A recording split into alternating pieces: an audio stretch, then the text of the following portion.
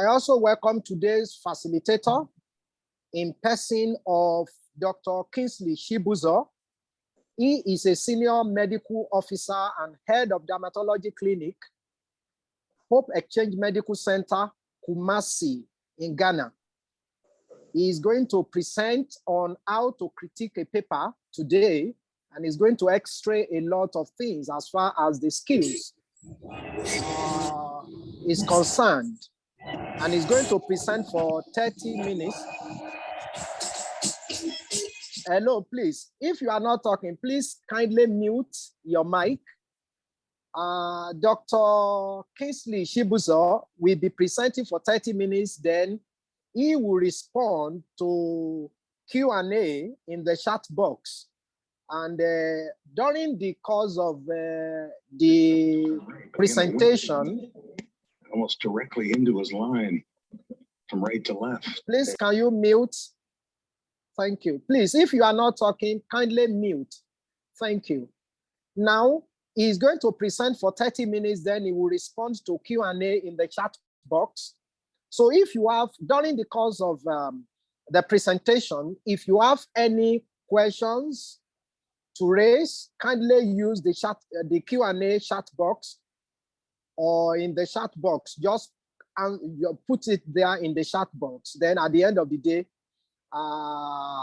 Dr. Kingsley will respond. You could also raise your virtual hand to ask questions directly during the question and answering time. And the rule is to kindly mute yourself during the event until you are recognized to unmute. Thank you very much. Then I am Paul Ilegusi, a senior lecturer and chief community health officer from Ondo State College of Health Technology, Akure, Nigeria. I will be moderating this webinar today. Once again, we welcome you to this inaugural critical review meeting. I will now hand over the session to Dr. Kingsley Shibuzo for his presentation.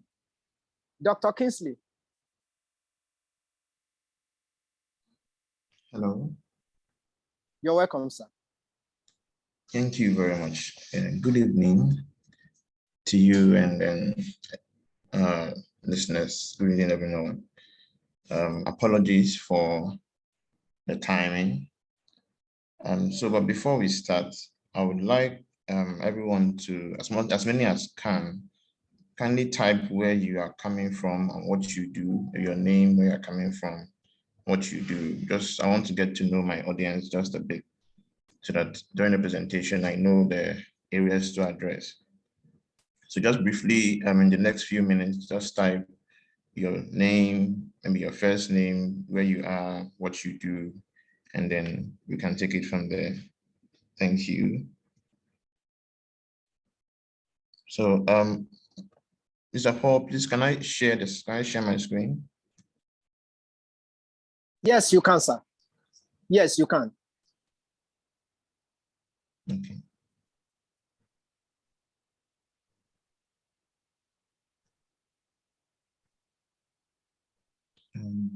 It says it has been disabled. Okay. Okay, I'll work on that.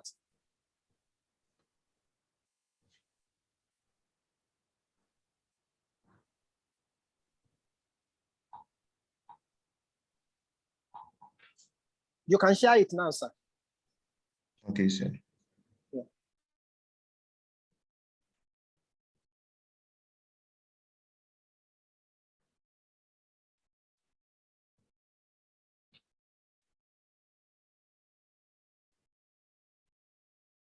Can you see my screen? Yes. Okay. Right, so I'm still trying to see. I have someone from Kenya, Dr. Lydia, who's a research mentor. Nice having you here.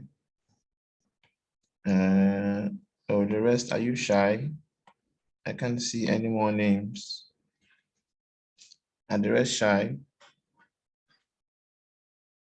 Okay, just so far, just two people. Okay, anyways, so let me just start. All right, so good evening, everyone. Once again, can you hear me? Can you see my screen? Yes, we can. Okay. So my name is Kingsley. I will be presenting on how to critique a scientific paper. Okay, so but before we even go into that,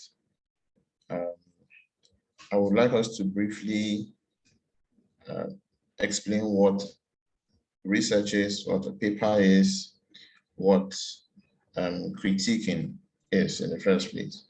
And every research paper you see is like a story. Every article you pick up is like a story. It's like someone telling a story. Okay, so a story always has a beginning, a middle, and an end. So an introduction, the body, and the conclusion. So every research paper is like a story. So critiquing a research paper is like telling you to critique a story somebody wrote about maybe about a particular topic or about a particular place, about a particular thing or something else entirely. So when you see a research like a story, it becomes less boring. Most people think research is all about the statistical methods, the analysis, analytical methods, doing all the pi square, the coefficients and all of those things. So people are very scared or they are reluctant to go into research. But when you see research as a story, you should see research as you're trying to uncover a lot of new information, a lot of new things about a particular place, about a particular thing. It gives you the edge and the desire to go into research more. So our outline of presentation that we're covering what research is, what a research paper is, importance of research. We're having a paradigm shift from the normal way of doing things in our field to research-driven approach things. The types of studies, the parts and structure of research paper, the essence of critiquing a paper, and the steps and checklists to follow when critiquing a paper. So it's not going to be a long presentation at all.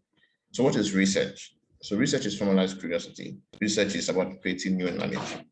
Research is about doing something when you don't know what you are doing. So you see, whenever you hear a word, most people, whenever they hear something, they go straight to Google. Something they don't know, they go straight to Google. That is a form of research.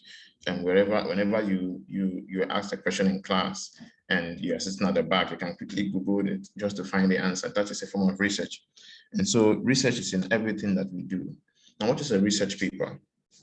A research paper is an expanded essay or a write-up that presents an interpretation, evaluation, or argument for a particular theory, hypothesis, or speculation in order to advance the practice in the field of interest and to improve of the already existing knowledge in that chosen field of interest. So a research paper is just like a paper in which is used to document the story.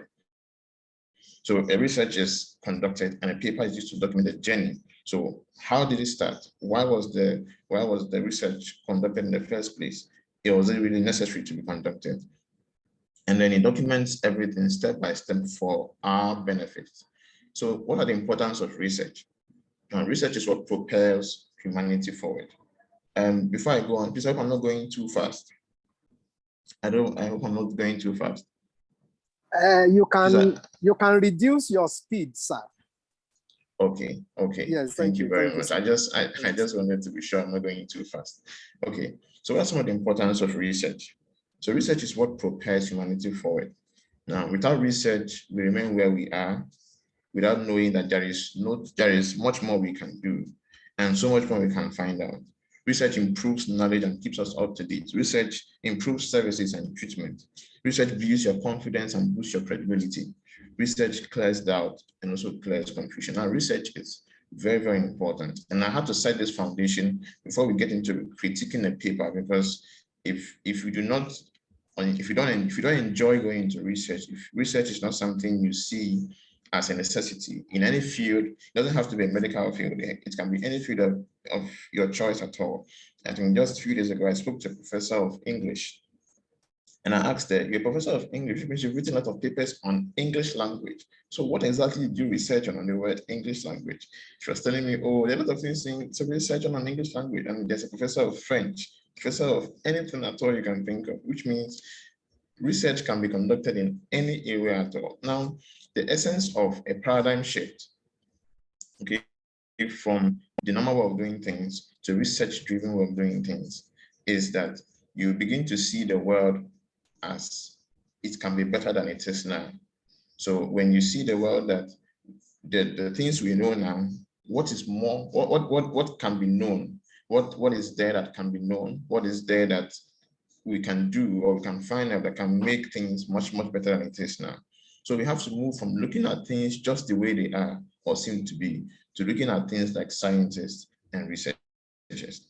And when we do that, whether as a student, a lecturer, or any field at all, you can develop a research mind. Now, a research mind is an inquisitive mind, a mind that keeps finding out. So why? You keep asking, so why this? So why that? Why are things the way they are? Could they be better than they are?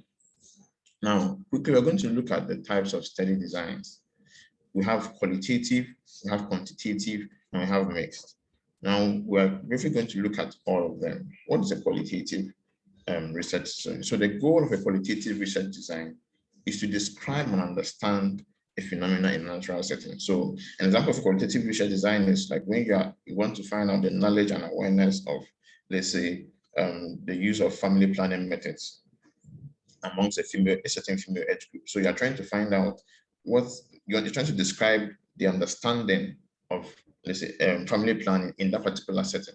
And that is a type of qualitative. Now the sample size is usually very small. You cannot really generalize the conclusion or the results of the study in this particular qualitative research design or qualitative research method.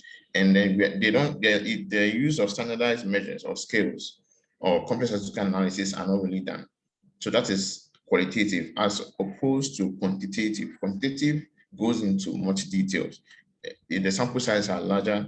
They are used to describe in detail and describe or explore, test or assess a certain theory in a particular setting. So clinical drug trials are mostly quantitative research methods. When the World Health Organization wants to conduct a research and maybe generalize it for the population, it has to conduct a quantitative research. The sample size has to be extremely large because if you don't get a larger sample size, you cannot generalize it. So quantitative research methods uses complex statistical analysis. It also has a higher level of generality. So you can generalize your study when you conduct a quantitative research method. Now, moving on, the mixed is also a combination of both qualitative and quantitative. You can have both a combination of qualitative and quantitative research method. So let's go on. Sorry, just a minute. I think. Okay, yes. All right. So now, what does it mean to critique a paper? So critiquing a paper is an objective analysis of a given article. The article could be scientific or just a literary piece. So I underline the word objective because before you say you are critiquing something, you're critiquing a paper, it has to be objectively analyzed. You cannot just say you don't feel like this paper is not, so you don't feel like this paper is worth reading, so you think this paper is not good.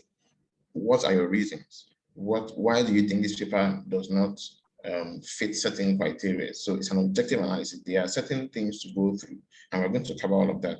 Things to go through before you can critique a scientific paper.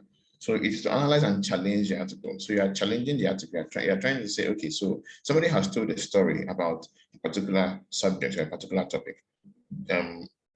Based on what I have seen or based on, let's say, your knowledge of that particular subject or topic, based on what other people have also researched on, this paper you are taking or you are critiquing, does it have any meaning in the first place? Does it have any stand? Has it contributed to any knowledge at all in that choosing field of interest? So you tend to analyze based on facts as well as rational arguments, and you back them up with evidence and not your personal opinion. And this is very important because sometimes when you are well versed in the knowledge or in the topic, you tend to critique it based on what you feel or based on your existing knowledge, but you might have to combine the knowledge of others and the work others have done in that particular field. Now, a good critique is to demonstrate your understanding of the article or the topic discussed, and to see whether the author made a solid argument. Now, it is not to discredit the author. This is very important. Now, we do not critique papers to discredit the author. You know, somebody has done a very good job in conducting the research, writing a paper. It's not an easy thing to write a paper. I mean, write a paper that should be published. It takes work. I mean, loads and loads and loads of work. So, I mean, you have to appreciate that somebody puts in an effort to actually publish something. So, for the purpose of that, it's not to discredit the author. Yeah, neither is it to show off your knowledge of the topic or of research in general. Okay, but it's to show the strengths and the limitations. Now, not the weaknesses, to show the strengths and the limitations. Every research has a strength and its limitations. No research is 100% perfect. No research in the entire world can have 100% perfection. Every research has its strengths and its weaknesses. But when the limitations are more than the strengths, that is where there is a concern. The strength should be more than the limitations, but the limitations should be more than the strength. Now, when you understand that you are not supposed to make the researcher look bad, and even though the researcher is not going to be there with you when you are critiquing the paper, your opinion of the paper matters. I mean, in terms of if you are somebody who is able to credit a paper for further publications, your opinion on the paper matters a lot. So if you feel that the person has some limitations, you just state them and how they can be corrected, not to make the researcher feel bad or that the researcher didn't do a good work. Now, what are some of the checklists for critiquing a paper? And before I go on, please, are you with me so far? Before I go on, I know we'll answer questions at the end, but are you with me so far? Am I clear enough? Hello? Yes, you are. Yes, sir, Okay, you are clear, sir. Okay, so Yes. thank you very much. Okay, thank you. So what are some of the checklists for critiquing a paper? Now you have to thoroughly read the article in order to understand the message of the article and the research conducted. Now you cannot critique an article you haven't read.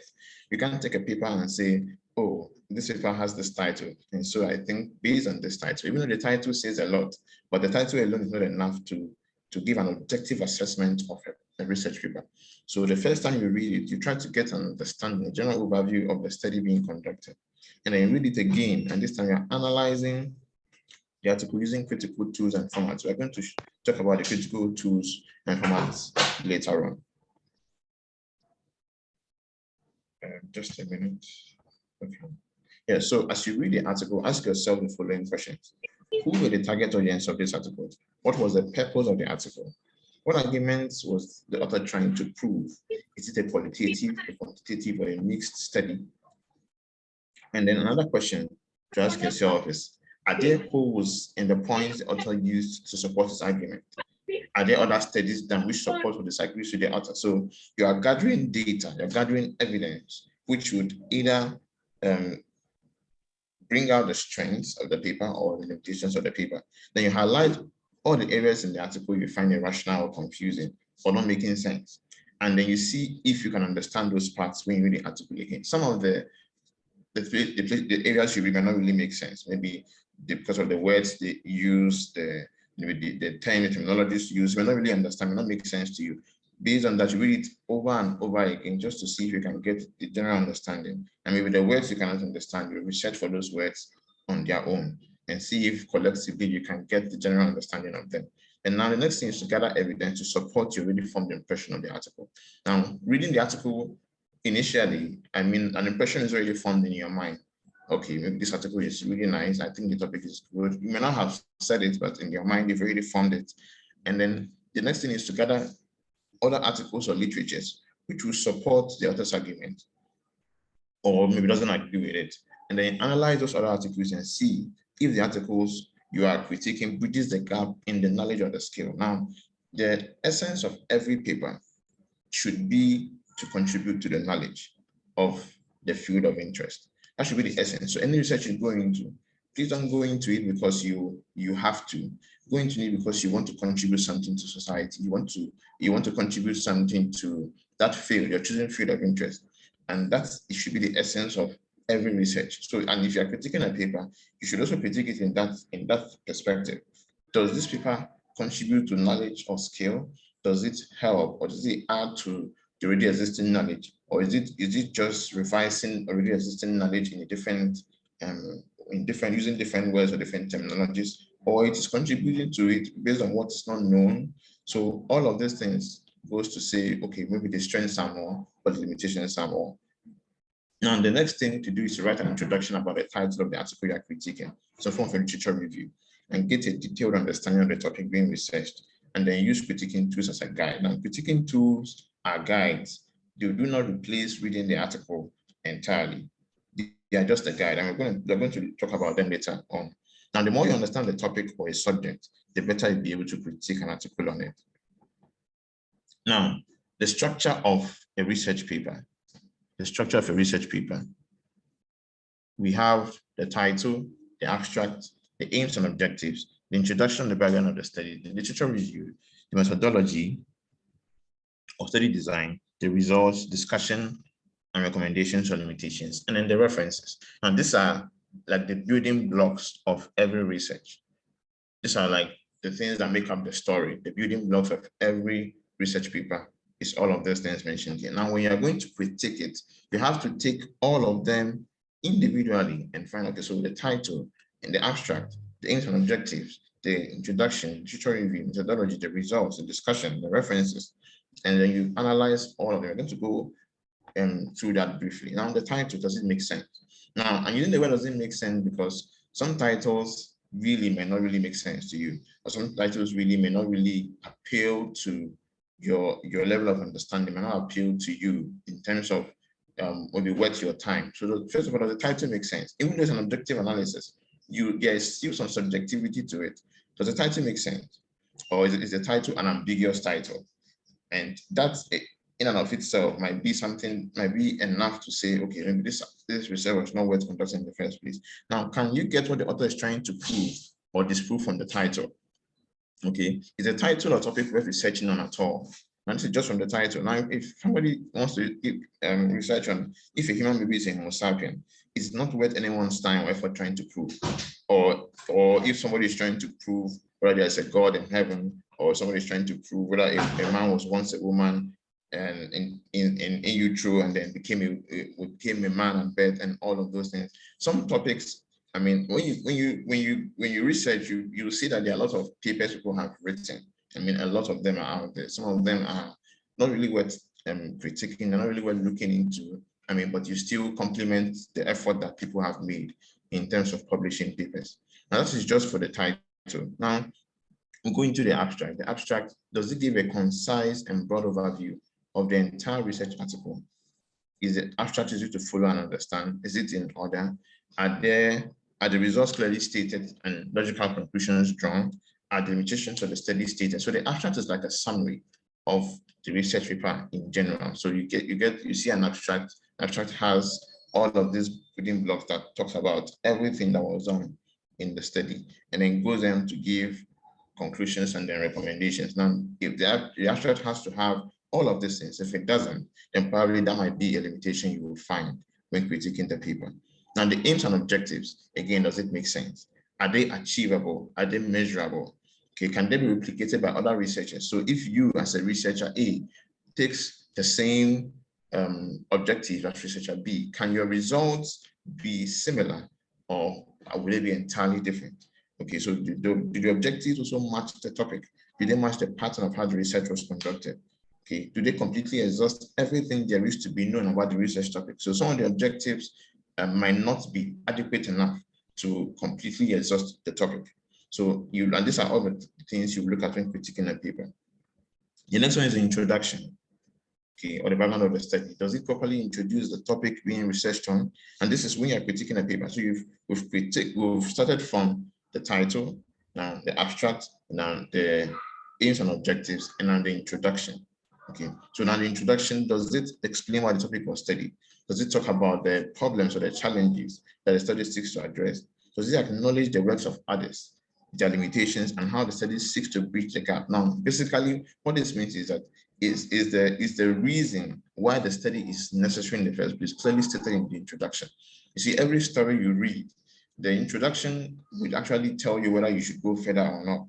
If the introduction is catchy, then you begin to feel like, okay, yes, I think I need to read more of this. And it is very, very important also when critiquing a paper, when you even write an article. If you write an article, you make sure that your introduction is so engaging enough, it's so captivating that people want to read the rest of your paper. Okay, and so does it identify which people are being studied and why? Now, the literature review, does the author demonstrate a vast use of other people's works and subject? Is it extensive enough? Are credits given to the authors of the articles used?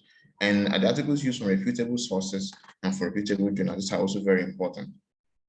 Okay, so also on some literature review, are the articles current or ancestral? Now, the ancestral here, I mean, are they as far back as, let's say, the 17th or the 16th century? Now, depending on the topic being used, or sorry, the topic being studied, some articles from as far back as the 17th or 16th centuries are not really necessary. Now, the only time probably when when articles from those years will be important is when you're trying to compare what has been done before during those times and what is being done now, and maybe the difference between the knowledge then and the knowledge now. So that is when you can get resources from those times. So as a rule of thumb, the article should be as far back as the last 10 years. Some say 10 to 15 years, but as far back as the last 10 years, it's actually very good when somebody is trying to write a literature review about an article. Now, is there a demonstration of a solid argument through the literature review? Now, forming building blocks, or are the literature reviews just all over the place? Because if you're telling a story, there should be building blocks. You lay a foundation, then you put a layer, then another layer, and that is how it should be done. Now we are reading it. Do you follow it that way? Is it interesting to read in terms of are those arguments formed one after the other? So in terms of methodology, was it clearly stated? Is it clearly outlined? Are the study designs relevant to the study being addressed? Now, the designs current or ancestral. Now, this is also very important too, because when you take a study design which is not supposed to be used for a particular study or which is not current, then you probably might have challenges with your results. Now, are the designs reproducible? Are the study designs able to answer the question by which the study seeks to address? Now, your results. Are the results clearly defined in the formats which is easy to read and understand? Are the results based on the study conducted, or maybe the results are entirely different from the study? Are the results one-sided with no variation? So let's say the study was conducted and within two genders, so male, female, and then you get a result that says 100% of males and no females. That will not be entirely true, because in every study there's always something that would not fit, something that doesn't really fit the entire thing, something that refuses to join the piece of the puzzle. So and are the results free of the author's influence? Are the results able to answer the questions being addressed? Do they match the aims and the objectives of the study? Now, see the discussion. Are the discussions logical and free of the author's emotions and feelings about the topic? Now, when the author is discussing the research and trying to compare, do you see any evidence of the author's use of emotions? Okay, does the author compare previous studies done in that field to what was done differently? Are the discussions solely based on the results and related to the study? Are the discussions understandable and easy to follow? Okay, are there recommendations related to the study? And the recommendations actualizable? Okay, so and the limitations, does the author acknowledge the limitations of the study? Now, acknowledging your limitations is also very, very key, very, very important when it comes to your study. When you acknowledge your limitations in the study, you give people a room to know that, okay, so these are the challenges you faced. And it is not wrong to have limitations. Every study should have limitations, because that is what makes people do further studies. When people see, okay, you have these limitations, okay, so how can I as a person reading this your article improve on those limitations so that knowledge increases, skill increases, and also we begin to contribute more to the betterment of the quality of life of people.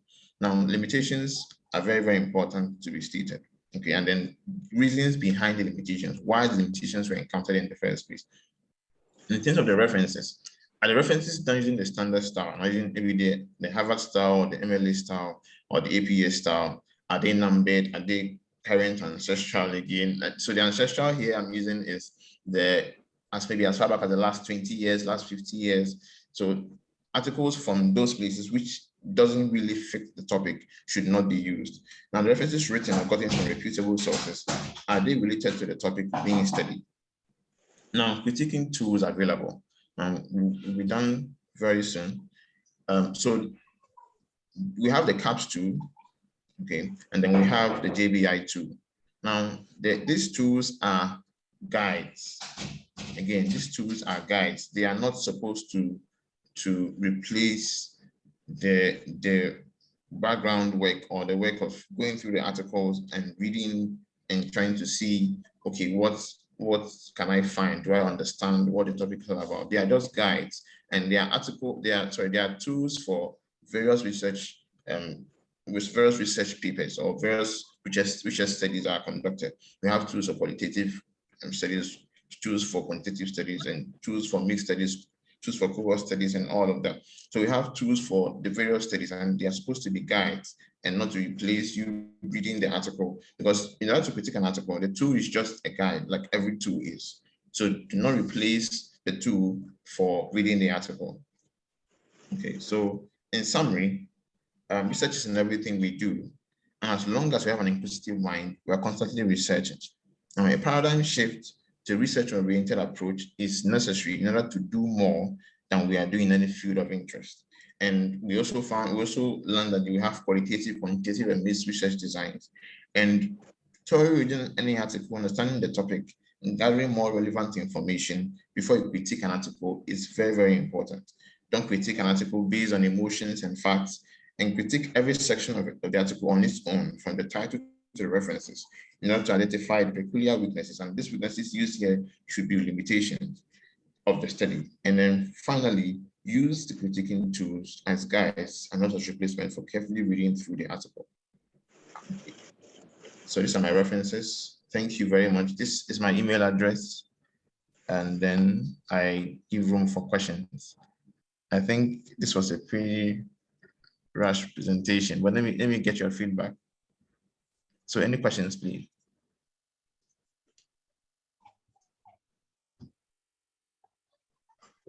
Thank you, Dr. Kingsley Shibuzo, for this very captivating presentation today.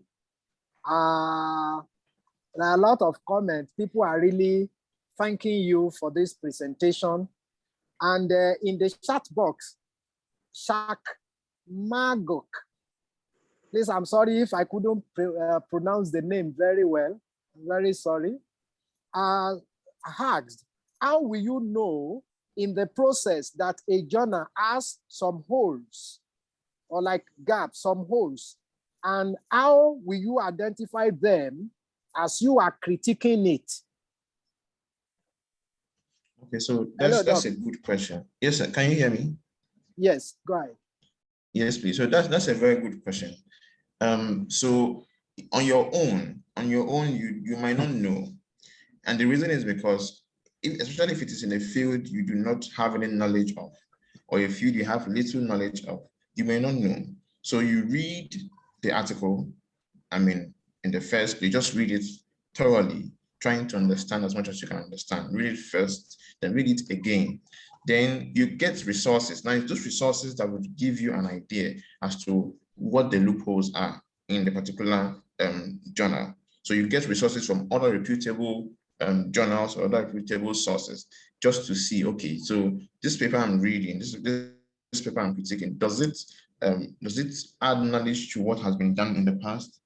Is it able to contribute to knowledge, or is it just recycling already existing knowledge, or was it worth conducting in the first place? So other evidence you will gather would help you make that objective decision. On your own, you only make a subjective decision, maybe based on the topic being interesting, or maybe the sample size being too small, or maybe the literature review wasn't properly done. And all of these things might be what you would make just reading the paper. But to make an objective analysis, you need to gather sources from other places.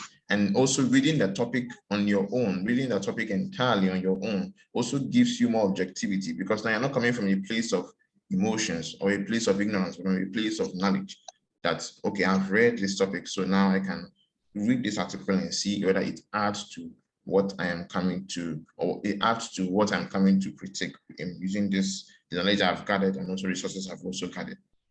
I don't know if I've answered your question. Thanks, Doc. There is another question from Shak Magok, and it said she need more clarification on why some authors have introduction as a subheading, and some they put background, that he needs more, or she needs more clarification on the two. Some use introduction, while some at times use background. Okay, so that's a very good question as well. I think it's based on the topic itself. You know, some topics would require subheadings. So maybe the subheading is going to buttress on the initial topic. Some topics would also would need maybe even further subheadings, and the subheadings are not really, they're not the objectives, so to speak. They're just, okay, so you're given a topic on this, and then the subheading is going to buttress more on the original topic, and then you give some objectives. So depending on the topic, and also depending on how the research was conducted, that is probably what affects or leads to why some authors will put subheadings in addition to the introduction. Now, since there is no question on the chat box, we don't know if anybody has questions you want to ask our facilitator for today. You can just raise your virtual hand so that Dr. Kingsley will be able to do justice to that. Kindly raise your virtual hand.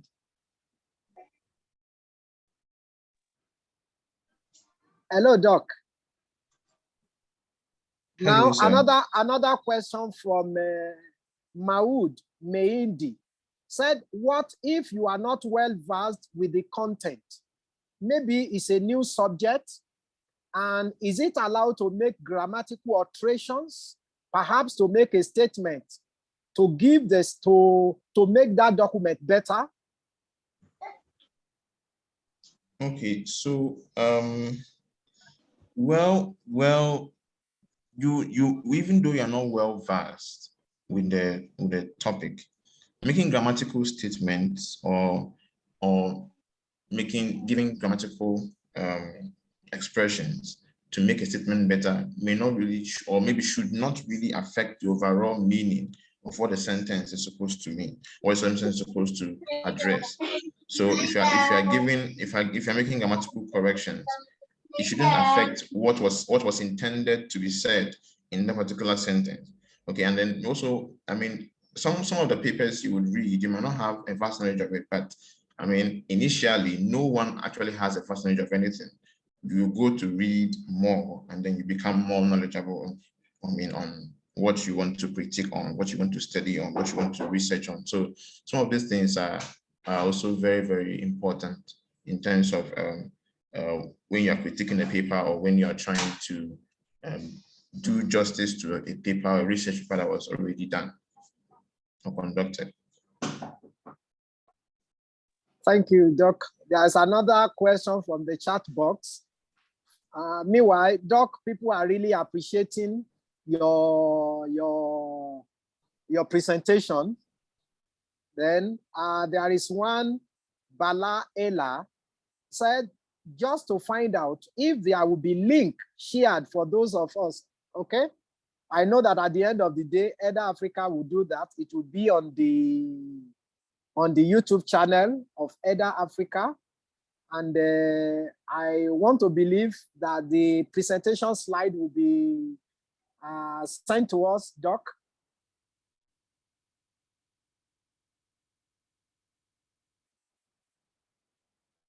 Hello, Doc Kisley. Hello, Doctor. Hello, Doctor. Hello, can you hear me? Yes, some people are sorry. asking. Yes, we are. Okay. So, some people were asking for the presentation slides. Then I'm just pleading if you can share that with us as well, so that at the end of the day, everybody could have the presentation slides. Then, but for the video recording, it will be on the Elder Africa's YouTube channel for you to watch it over and over for it. But we will plead with Dr. Kingsley if the presentation slide could be released to us. Yeah, yes, please. Absolutely. I would make the slides available. All right. Thank you, sir. Yes, sir. Okay. Okay. People are really appreciating you, Dr. Kingsley. Ruth Kitty said that's a great presentation. Could you please comment on delimitations? Is it different from limitations? Doctor.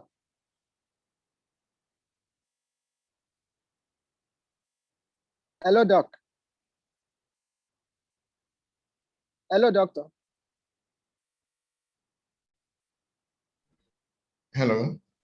Yes, please. There is a yes, there is a question from Ruth Quitty that could you please comment on delimitations? Is it different from limitations? Okay, so yes, it's different. It's different from limitations. So now the limitations of a research paper, they are those factors or aspects of the research area you would exclude from your research. So they are not limitations, so to speak. They are just areas you would intentionally exclude from a research paper because they are impossible to complete. So they are not necessarily limitation, but even before you start, you exclude them and you state that these are the delimitations of your paper. And just because they are either maybe your resources are not able to see you through that particular project, that particular aspect, or maybe you are not well versed in terms of your experience or your expertise, then you begin to state those are your delimitations, but they are not the same as limitations. Limitations are when the research is already conducted. So that is when you begin to get the limitations of the research. So when the research is already conducted, in the process of conducting the research, the challenges you encountered are your limitations. But before the research is conducted, the things you exclude are your delimitations. Yes, thank you, Doctor. There is another question from Emma Mbe. And the question is, thanks for your presentation. How do you critique a conceptual framework?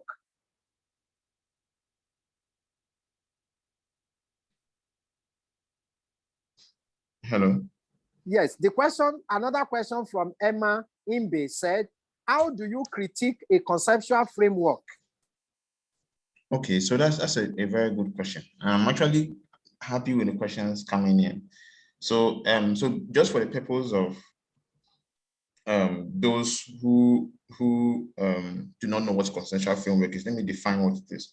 So a conceptual framework includes one or more formal theories in part or in whole, as well as other concepts or findings from literature. So theories, let's say a combination of two or more ideas in a research paper. So maybe if a paper had conflicting ideas, you have to combine, or let's say conflicting school of thoughts, you have to combine two theories, or you have to combine two ideas or two frameworks just in order to conduct that research. Now, like critiquing such a paper, okay, critiquing such a paper would actually need you getting to know, first of all, what the original topic was all about, because that is what generates hypothesis. That's what generates the question to be answered in the first place. So what does the study seek to address?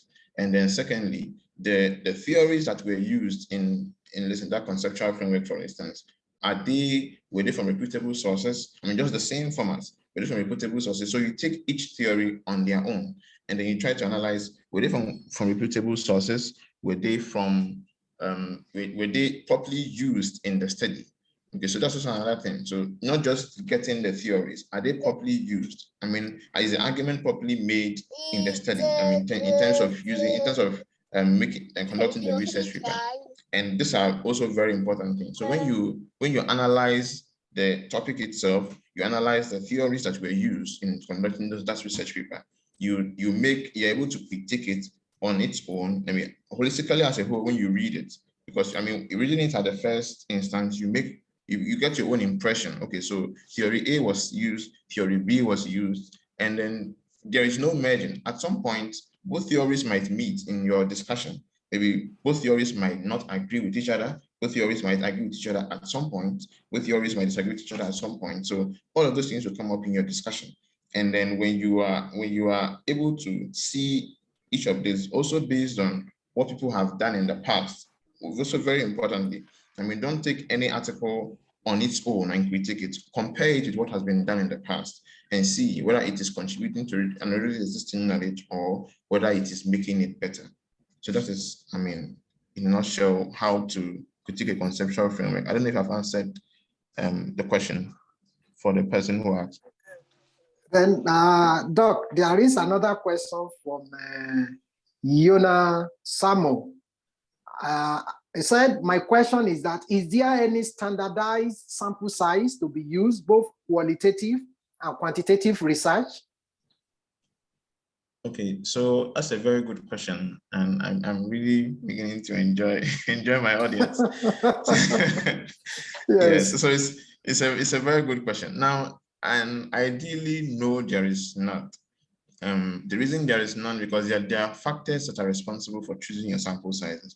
One is your location, where you are conducting the research in the first place. Second is your resources available for conducting the research. The third one is even the participants, the people involved. Are they willing to even participate in the research? So all of those things are factors. But the truth is, if you are taking the sample size and you're choosing the number, your goal should be that your sample size must be able to be used to make a conclusion in that particular area. So in terms of quantitative, for instance, I mean, you can't choose a sample size of 50 people or 100 people and do a quantitative study. It's a waste of time. I mean, so like organizations like the World Health Organization, if you're trying to draw, let's say, the road to health chart or the growth chart in children, for instance, I mean, such studies are quantitative. It takes a long time to be conducted, and it takes a lot of people, like 170,000 or more people. I mean, so that when the results are gotten, they are more generalizable. You can generalize them to the population. But another thing too, and just quickly, your population size also in a way affects your sample size, because your sample size should be able to be used to generalize a certain population. So if you go and then you conduct a research in a town, in a small town, in a particular place, and then let's say the town has 2,000 people in that town, just for emphasis, and then you take a sample size of 50, that might not really be adequate.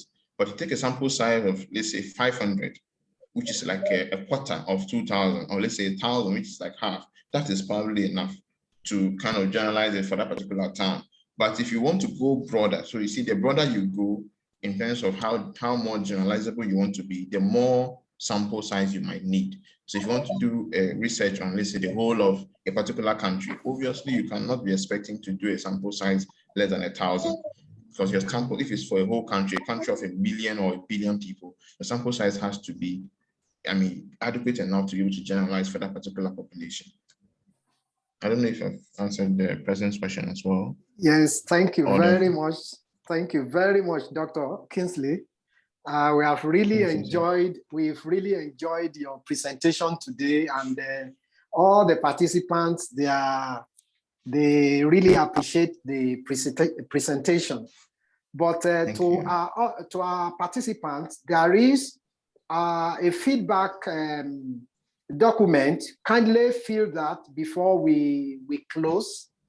There is a link, send a Google form for feedback. Please kindly do that, so that at least we'll be able to use that for subsequent meetings. Thank you very much. So, Dr. Kingsley, we want to really appreciate you for today. It has really been a good time listening to you. And we hope that if Head Africa or Africana Journal Club should call you some another time on topic relating to literature review to research, we hope you will oblige us. Absolutely. I enjoyed the audience, so I look forward to another one. Absolutely. I would love to. I really would love to. Thank you very much for having me. Yes, yes. Your final words, sir, before we close. So yes, sir. okay, so finally, I would just like to say that research is interesting. People should not be scared of research. And then if you want to go into research and you don't know where to start, find somebody who you know is already doing it and then go into it. And on critiquing papers too, I mean, no one is really a master at critiquing papers.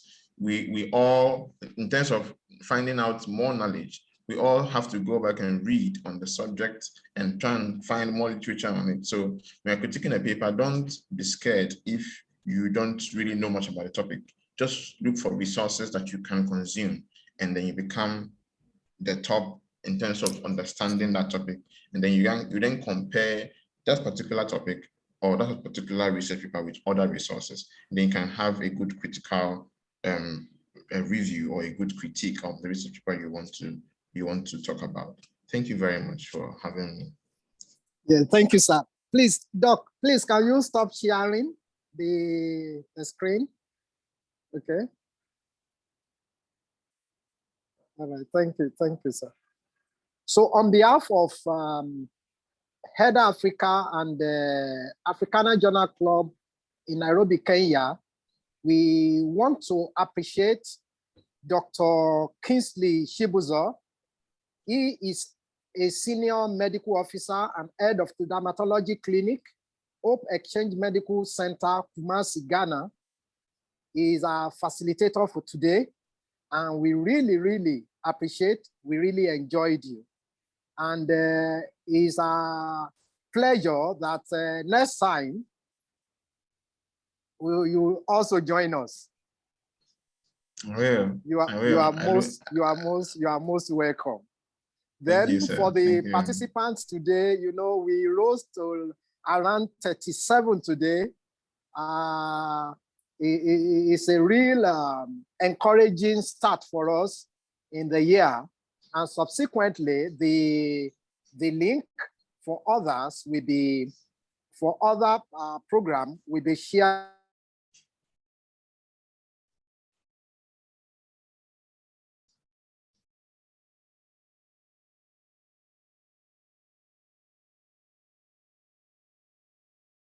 Because YouTube, the video will be there.